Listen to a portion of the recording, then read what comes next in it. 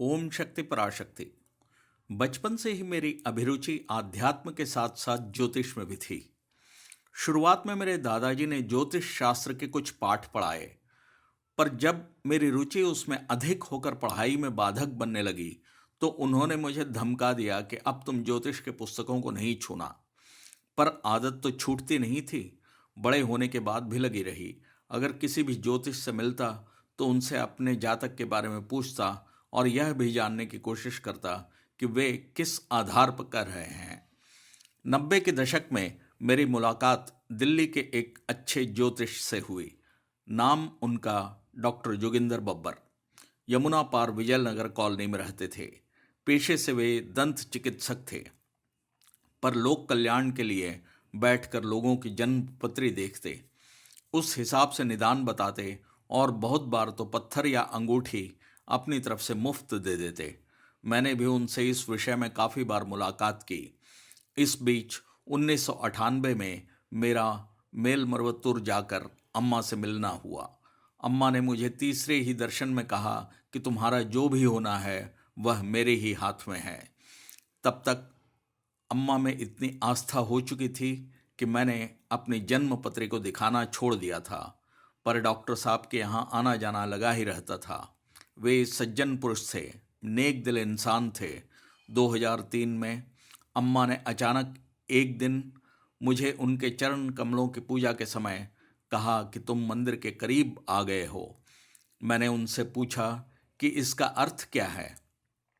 उन्होंने कहा कि तुम मंदिर के समीप आ रहे हो। मैं तो रहता था दिल्ली में, नौकरी मेरी दिल्ली में थी, उस कंपनी का कोई भी केंद्र चेन्नई में नहीं था। इन सब को सोचते हुए मेरे मुंह से निकल गया, कब अम्मा। अम्मा ने तुरंत कहा, यह दैविक रहस्य है, आगे कुछ मत पूछो। उस समय रोडिया नाम के एक फ्रांसीसी मल्टीनेशनल में पॉलीमाइड विभाग में ऑल इंडिया मैनेजर के तौर पर कार्यरत था। सन 2004 से मुझे चेन्नई से बहुत सारे ऑर्डर आने लगे। जैसे कि हर जगह होता है, मेरे बारे में सहकर्मियों ने चुगली लगाना शुरू कर दिया कि यह व्यक्ति चेन्नई ज़्यादा जाने लगा है क्योंकि यह मूल रूप से वहाँ का वासी है। मेरी जवाबदेही साउथ कोरिया के ऑटो विभाग को थी। वहाँ से मुझे पूछा गया कि ऐसे चेन्नई अधिक क्यों जाते हो। मेरे व्यापार का 60% हिस्सा वहीं से आता था। 2004 में जून के महीने में उन लोगों ने कहा कि एक पूरा ब्यौरा बना कर दो ताकि अगर ज़रूरत पड़े तो तुम्हें वहाँ स्थानांतरित किया जा सके। मैंने बनाकर भेज दिया और साथ लिख दिया कि स्थानांतरित होने में कोई आपत्ति नहीं है।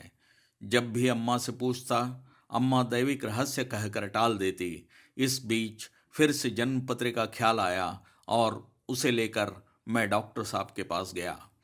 उनसे स्थानांतरण के बारे में पूछा। साधारणतया वे सुबह 3 बजे से हनुमान जी की उपासना में बैठते और सुबह 6 बजे से पत्री देखते।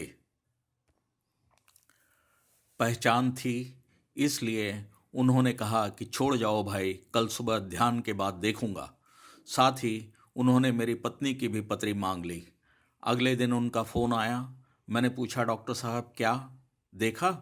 उन्होंने छूटते ही पूछा, आजकल कहाँ जा रहे हो? क्योंकि उनसे मुलाकात तो करता था, पर इस बारे में कोई बात नहीं हुई थी। मैंने उन्हें बताया तो उन्होंने मुझे बताया कि आकाशवाणी हुई कि जिसके बारे में तुम देख रहे हो वह कहीं पर आ चुका है और उसका जो भी होना है वहीं पर होगा। फिर जनवरी 2005 को मेरा अम्मा से मिलना हुआ। परिवार के साथ गया हुआ था, मुझसे रहा नहीं गया और अम्मा से फिर मैंने पूछा, मैं कब चेन्नई आ रहा हूँ। अम्मा ने तुरंत कहा, कैसे आ सकते हो? वो जो तुम्हारा आलसी अधिकारी है मुंबई में, वह तुम्हारी अर्जी को दराज में रखकर सो रहा है।